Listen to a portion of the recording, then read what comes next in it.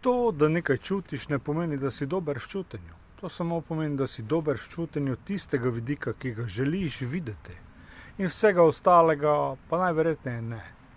Kajti, če imaš potrebo, da okušaš dobro čustvo, dober občutek, dobro idejo ali karkoli dobrega, je tvoj fokus na tem, da bi okušal neko vibracijo znotraj tebe. In seveda, ta vibracija je pravzaprav interpretacija našega uma. Naš um pove, aha, to je pa dobro čustvo, to je dobra misel, to je dober občutek. In interpretacije so pravzaprav zgodbe. Zgodbice za lahko noč, ki jih naš um vidi. Ko pa izpustimo potrebo po interpretiranju, pa z lahkoto zaznamo, če je tisto, kar čutimo, spontano, takšno kot je, ali pa želi, da temu sledimo, ali nas odriva, ali karkoli od tega. Zelo dobro je imeti to v mislih. Lepo se imejte.